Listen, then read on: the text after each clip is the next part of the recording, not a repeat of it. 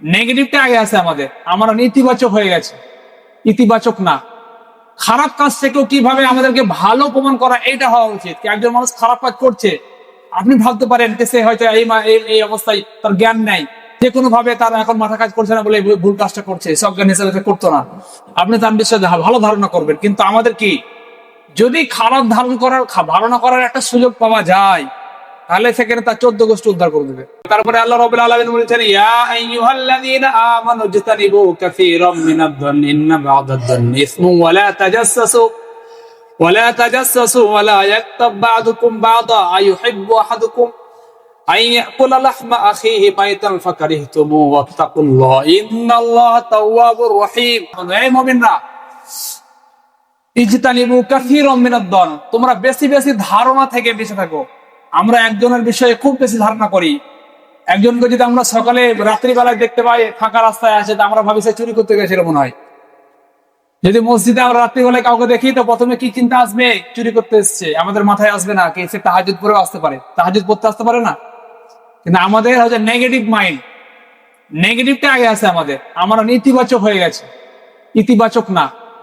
খারাপ কাজ থেকেও কিভাবে আমাদেরকে ভালো প্রমাণ করা, এটা হওয়া উচিত। একজন মানুষ খারাপ কাজ করছে, আপনি ভাবতে পারেন যে সে হয়তো এই অবস্থায় তার জ্ঞান নাই, যে কোনো ভাবে তার এখন মাথা কাজ করছে না বলে ভুল কাজটা করছে, সজ্ঞান হিসেবে করতো না, আপনি তার বিষয়ে ভালো ধারণা করবেন। কিন্তু আমাদের কি, যদি খারাপ ধারণা করার একটা সুযোগ পাওয়া যায়, তাহলে সেখানে তার 14 গোষ্ঠী উদ্ধার করে দেবে। না পেলেও ভালো একটা কাজ করছে, কিন্তু তারপরেও সে নামাজ পড়ছে, তাকে বলবে লোক দেখানো নামাজ পড়ছে। সে যদি বেশি ইশরাক চাষ পড়ে, তারপরে বলবে বেশি বুজুর্গ হয়ে গেছে।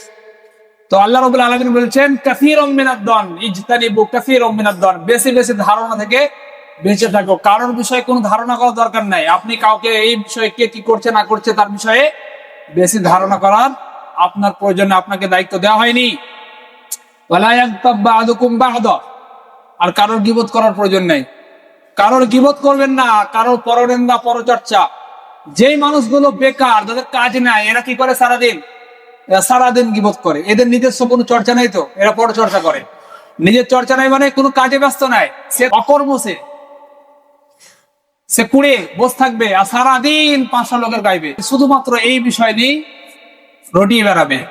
এই স্বভাব ছেড়ে দিতে হবে। আপনার যে সামান্য নেকি আছে, সেই নেকিগুলো যার গীবত করছেন তার ঘাড়ে চলে যাবে, তার খাতায় চলে যাবে, আপনার সেই নেকিটাও শেষ হয়ে যাবে। তো ইনশাআল্লাহ গীবত থেকেও বাঁচতে হবে। ওয়ালা ইয়াগতাব বা'দুকুম বা'দা আইয়ুহিব্বু আহাদুকুম আন ইয়াকুলা লাহমা আখিহি মাইতান ফাকারিহতুমু। আল্লাহ রাব্বুল আলামিন বলেন, তোমরা কি এক মৃত ভাইয়ের গোশত খেতে পছন্দ করবে? মৃত ভাই, আপনার ভাই মারা গেছে, তার গোশত আপনি চিবিয়ে খাবেন, কাঁচা গোশত? ফাকারিহতুমু, আল্লাহ বলছেন বস্তুত তোমরা এটা অপছন্দ করো। তাহলে এই গীবত হচ্ছে এর সদৃশ, যে একজন মানুষ গীবত করবে মানে তার মৃত ভাইয়ের গোশত খাবে সে।